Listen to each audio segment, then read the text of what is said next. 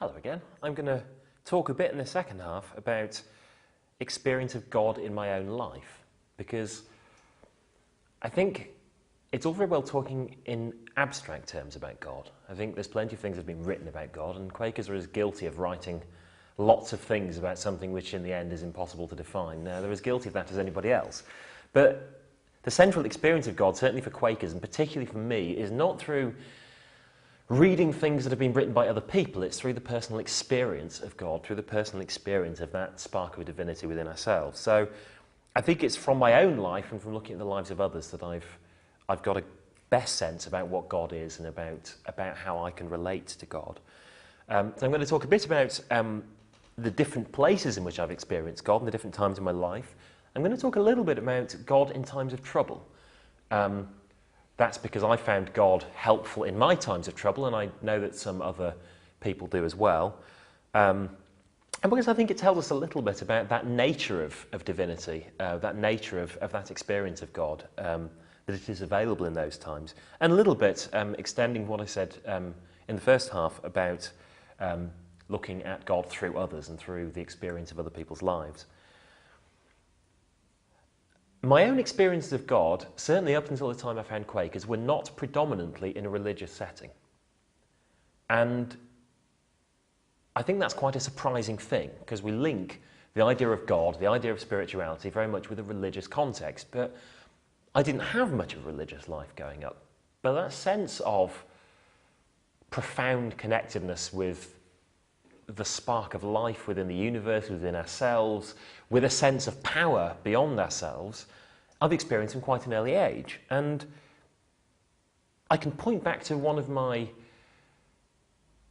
earlier religious experiences. I think this was a religious experience when I was at university, which is that I was taking part in a caving trip. I used to go caving when I was a student at Leeds. And we came out of the cave about 4:30 in the afternoon. It was an autumn afternoon in the Dale, somewhere near Ribble Head. And when we got out, the sun was just beginning to set over the hills beyond, and there was this amazing sense of peace. The sense of the world just having stopped, and this presence just being all over the hillside that we were on and the people that we were coming out of. And I look back at that moment. I look back at it, even very briefly after, and thought, wow, there was something going on there that I find impossible to understand. Because I've been caving lots of times, and normally you come out and go down the hill and go to the pub. It's not as straightforward as you get a numinous experience of the divine when you come out of your cave. And yet that was my experience. That was what happened. I've had other similar experiences in the theatre. I used to do stage lighting and stage sound, and there's something about the moment of the first night of a show where everything comes together, and that sense of people being joined in a common purpose greater than themselves, a sense of power, a sense of joy which is linked together. Seen it through music sometimes. Beethoven's Ninth, the final movement, always does that for me when I listen to it, and some other things. And also during meeting for worship, which is, I've found, the easiest way to have a connection with God on a reliable basis. But what I'm aware of as a result of the other experiences is that God is always available. There is no moment when God is not there. You do not have to go to a meeting for worship to experience God. God is available throughout the whole of your life. And actually, the main problem is that most of the time I'm not paying attention, not that God is not there. And when I remember that, I take a moment to reconnect myself with that, through a moment of silence or through some other activity.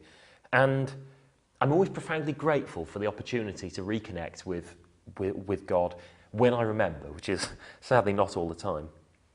The time when I found it most helpful, and indeed the time when I came looking for Quakers, let's be honest about it, was in a time of trouble. I have, over the course of my life, suffered from quite a lot of depression.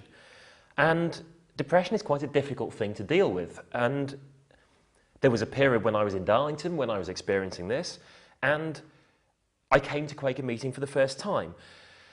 That's partly because I felt in need of something, and partly because I was in need of some support. But in any case, that was what I realised was missing. There was a hole which needed to be filled, and there was something empty at the heart of my life, and I came looking for God.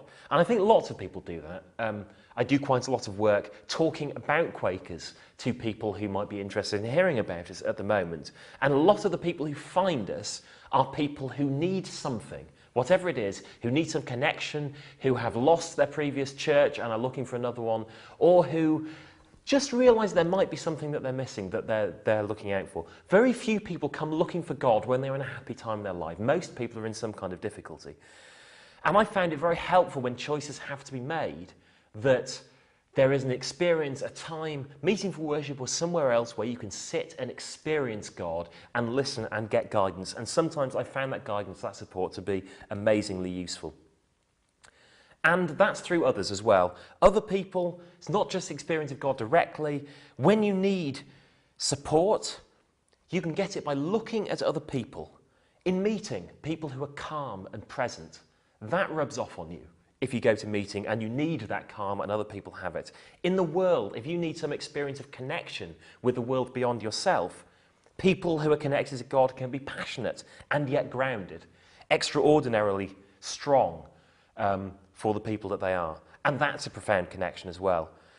But I think possibly the strongest is the simple good lives that you can see being led by people of faith. People who have that connection are strong, are grounded, are connected. It's not about something special you do. It's about that sense of the life that you choose to live. And I'm not just talking about religious people here. It's anybody. Divinity is accessible to us all. One of the central Quaker insights, there is that of God in everyone. And I'm profoundly grateful for the opportunity to learn about God, both from my own experiences, but particularly from that of other people that I've spent time with.